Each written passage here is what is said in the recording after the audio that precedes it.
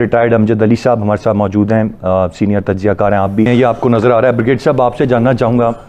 جو تقریر تھی اس میں مولانا صاحب کا موقع بڑا واضح ہے، نواز شریف صاحب کا بڑا واضح ہے، اور اسٹیبلشمنٹ کے کردار اور سیاست سے دور ہونے کی بات ہماری عسکری قیادت نے واضح کیا ہے کہ کوئی تعلق نہیں ہے ان کا۔ اور پھر ایک طرف بڑا یہ معاملہ کہ آپ یہ بات کر رہے ہیں کہ عسکری قیادت ذمہ دار ہے، اور پھر آپ ایک دن پہلے ملاقات آپ کی ہوتی ہے آرمی چیف اور D G I S I سے، اور آپ اگر مداخلت نہیں چاہتے آپ ان کو کہہ رہے ہیں کہ جبکہ ایک جمہوری حکومت موجود ہے، اور آپ ان سے یہ گلا شکوہ کر رہے ہیں کہ جی نیب زیادتی کر رہا ہے نیب، اور بڑا واضح طور پر وہاں سے بھی یہ بیان آیا کہ یہ ہمارا معاملہ نہیں ہے، نہ یہ ہمارا بنایا ہوا ادارہ ہے، نہ اس کو بہتر ہم نے کرنا ہے۔ پھر آپ الزام فوج پہ کیسے دیتے ہیں سارے معاملے کا، یا اسٹیبلشمنٹ پہ کیسے دیتے ہیں؟ دیکھیے ارسلان، اس میں دو پہلو پہ آپ نے نگاہ رکھنی ہے۔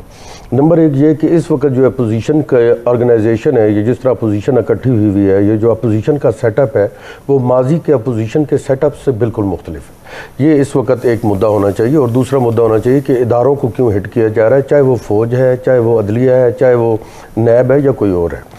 دیکھیے پہلی دفعہ غالباً ایسے ہوا ہے کہ جتنے top of the line leaders تھے، جس میں نواز شریف صاحب ایک بہت بڑا لیڈر گزرے ہیں، بڑے انہوں نے حکومت کی ہے، آصف علی زرداری ایک سیاست کا بہت بڑا نام ہے، پریزیڈنٹ رہے ہیں، چیئرمین ہے پارٹی کے،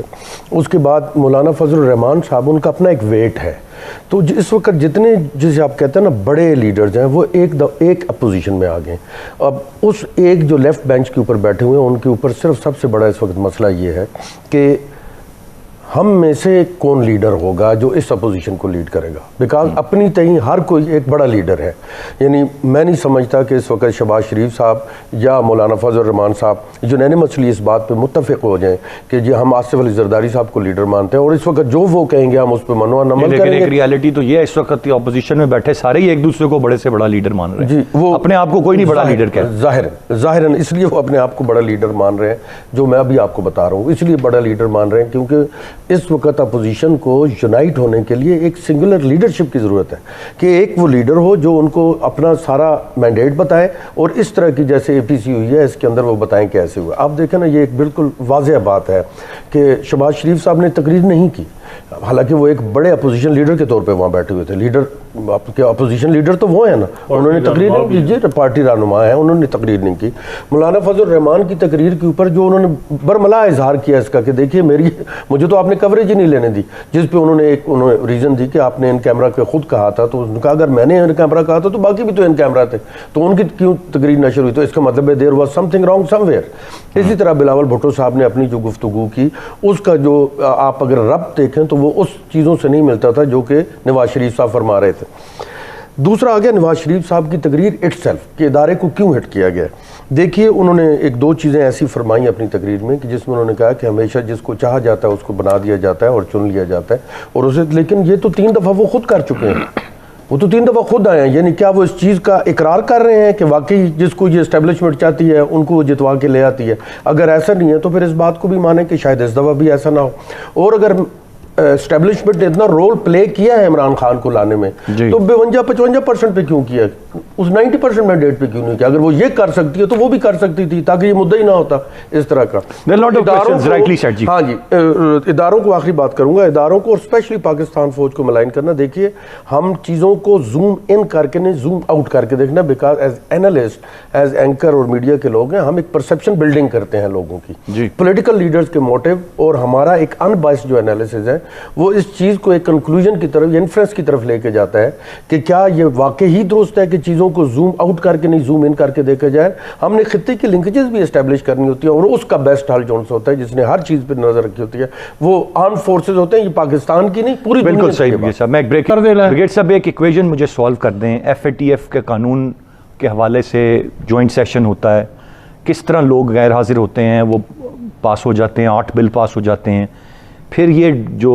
ملاقات ہے آرمی چیف، اس کی خبر آ جاتی ہے، پھر اے پی سی ہوتی ہے، پھر یہ خبر بعد میں لیک ہوتی ہے، اور پھر یہ پتہ چلتا ہے کہ نیب کے حوالے سے کہا جا رہا تھا، وہ کہتے ہیں جی نہیں گلگت بلتستان پر ملاقات۔ یہ ایکویژن ذرا مجھے سولو کر دیں، یہ ہو کیا رہا ہے؟ یہ بڑا کلیئر ہے۔ دیکھیے اس میں چونکہ ذہنی طور پہ پولیٹیکل لیڈرشپ، ذہنی طور پہ مطلب اگر میں کہوں پیراڈاکسیکلی، وہ یہ سمجھتے ہیں کہ سارا کچھ فوج کرتی ہے، اور وہ اپنا مسیحا فوج کو سمجھ کے اپوزیشن لیڈرز بھی ان کے پاس پہنچ جاتے ہیں اور حکومتی پارٹی کے بھی کچھ اراکین شاید ان سے ملتے ہوں، لیکن فوج کا مدعا اس وقت پالیٹکس ہے ہی نہیں۔ دیکھیں خطے کی کتنی والیٹائل سچویشن ہے، اس والیٹائل سچویشن میں آپ دیکھیں کہ فوج پالیٹکس کرے گی یا باہر مغربی اور ایسٹرن اینڈ ویسٹرن بارڈرز کو انگیج کرے گی، اور اس کے علاوہ جو کچھ اس وقت خطے میں ہو رہا ہے آپ کا خیال ہے دیکھیں نا 5.5 لاکھ فوج ہے، 5.5 لاکھ فوج سے آپ کیا کیا امید کر سکتے ہیں؟ کیا وہ پورا ایسٹرن بارڈر لک آفٹر کرے، گوادر لک آفٹر کرے، آپ کا سی پیک لک آفٹر کرے؟ چھوٹی سی بات ہوتی ہے، آپ آرٹیکل 245 کی آڑ میں فوج کو بلا کے کہتے ہیں جی رکشا نہر میں گر گیا نکال دیں، آپ کے پاس تو ڈائیورز ہوئی ہیں۔ اگر اس حد تک آپ کریں گے اور اس سے لے کے بڑے سے بڑے جتنے ڈیزاسٹر مینجمنٹ جو ان سے وہ فوج کرے گی، کووڈ-19 آیا وہ آ جائے جی فوج، کراچی کی صورتحال آ گئی، کراچی کی صورتحال، پانی کھڑا ہو گیا فوج کو بلا لیں، اور یہ ہر فرنٹ پہ کمٹ کر کے پاکستان فوج کو، اور پھر آپ کہیں جی فوج تو ہماری سیاست میں مداخلت کر رہی ہے۔ کتنی کی بڑی فوج ہے بھائی، کتنے کوئی 50 لاکھ کی فوج آپ نے رکھی ہوئی ہے، کتنے بڑے برینز آپ نے رکھے ہوئے ہیں کہ وہ ہر فرنٹ پہ آپ کو یہ سب دیکھیے۔ عمران میں آپ کو بتاؤں، ارسلان میں آپ کو ایک بات بتاتا ہوں، سوری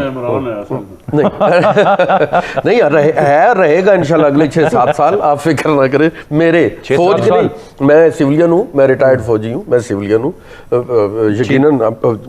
آپ ذرا تھوڑا دیکھیے عمران خان کی جو غلطی ہے نا، Imran Khan as a prime minister leadership میں flexibility plus compromise is equal to میگنینیمٹی۔